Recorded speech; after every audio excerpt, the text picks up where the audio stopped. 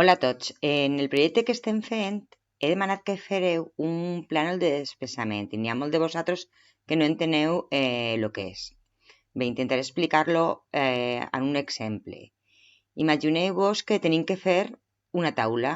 En aquest cas és una taula molt senzilla i tenim així una foto de la taula com té que quedar. ¿Vale? En el vostre projecte, en aquest cas, el que tindríem que fer és una caixa forta de cartró. ¿Vale? Pues vosaltres més o manco, quan ja teniu clar com ha de quedar, heu de fer el croquis en les mesures. Una vegada fet el croquis en les mesures, jo vos he demanat que el que teniu que fer és dibuixar totes les peces, que és el plànol de desplaçament. Bé, este seria el dibuix com quedaria la taula, que seria en el vostre cas el vostre croquis o el plànol, on vosaltres tindreu les mesures també posades. I una vegada que l'heu fet, el plànol de desplaçament seria que és d'ací.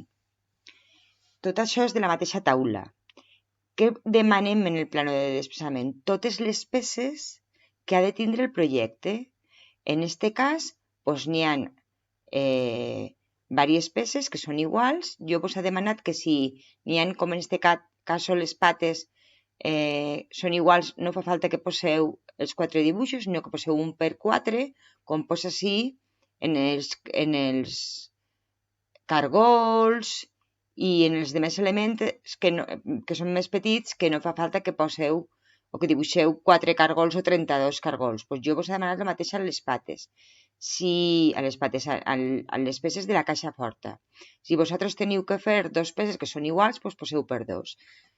Totes aquestes peces que estan dibuixades així no estan a tamany natural perquè estan en un full. Com que el que s'han fet és dibuixar en unes mesures reduïdes i això és el que nosaltres denominem escala. Què vol dir això? Que com no les podem dibuixar a tamany natural, doncs les dibuixem proporcionalment més petitones.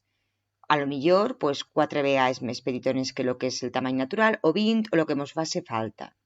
Com que en el vostre projecte, a part del dibuix de la taula, o en aquest cas de la caixa forta, també heu de fer un dibuix a escala, o un plànol a escala de totes les peces.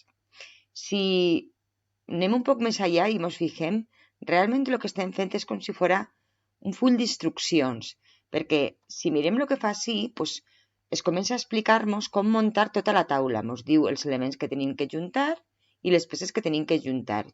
I ens explica doncs, les eines que hem d'utilitzar, si és un martell, si és una massa de goma, i ho fa pas a pas. Ens va explicant cap a quin costat tenim que cargolar, si el que tenim que utilitzar és un tornavís o una clau Allen, i com han de muntar tota la taula, pas a pas, per a que qualsevol persona pugui muntar la taula fàcilment. Això és el que vos demane jo també.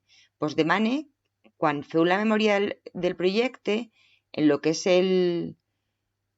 la memòria gràfica, heu de tindre les fotos per a que seguint les fotos podem muntar, o qualsevol persona que trobe el vostre projecte o que seguisca el vostre projecte pugui muntar el projecte, que en aquest cas seria la caixa forta.